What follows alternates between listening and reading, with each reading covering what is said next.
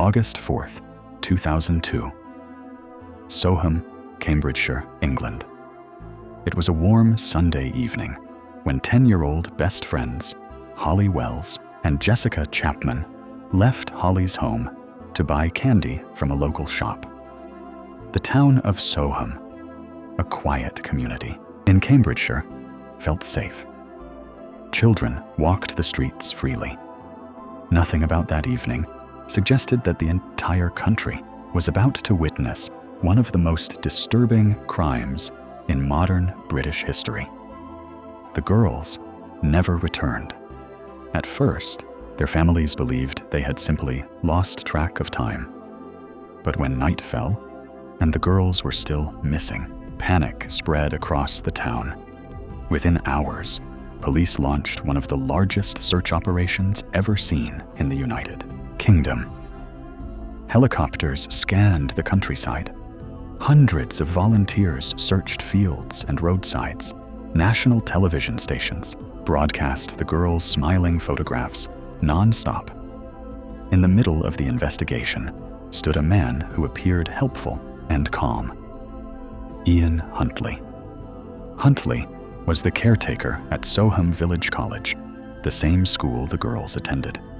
He lived nearby with his girlfriend Maxine Carr, a classroom assistant who actually taught Holly and Jessica. Huntley quickly placed himself at the center of the media coverage, giving interviews to journalists and claiming he had seen the girls walking past his house shortly before they disappeared. He told reporters he was worried about them. He said he hoped they were safe. What no one knew was that the man speaking on national television already knew exactly what had happened. 10 days later, on August 17th, 2002, a search team discovered the bodies of Holly Wells and Jessica Chapman in a remote ditch near an RAF airbase in Lakenheath, Suffolk, about 13 miles from Soham. The discovery shocked the entire nation.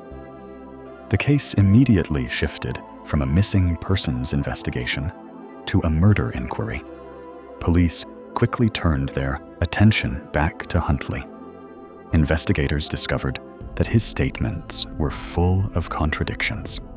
His car had been cleaned extensively after the girls vanished. Witness timelines did not match his story.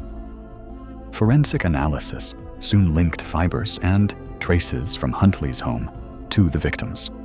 When confronted, his carefully constructed story began to collapse.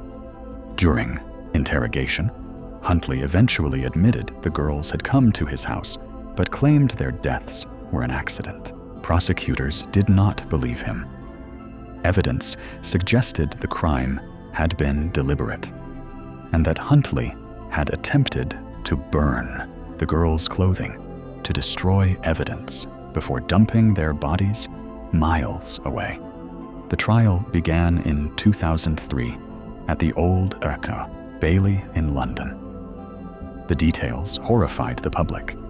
It emerged that Huntley had a long history of allegations involving sexual offenses before the murders, complaints that had never been properly connected by police databases. The failures in the background check system later led to massive reforms in how schools screen employees. On December 17, 2003, Ian Huntley was found guilty of the murders of Holly Wells and Jessica Chapman. The judge described him as an exceptionally dangerous predator and sentenced him to 2 life sentences with a minimum term of 40 years, one of the longest in British history.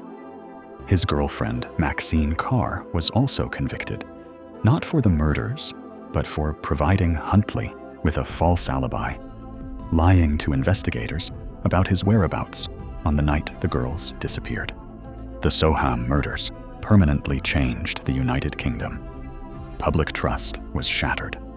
Background checks for people working with children were completely redesigned through what became known as the Soham Inquiry.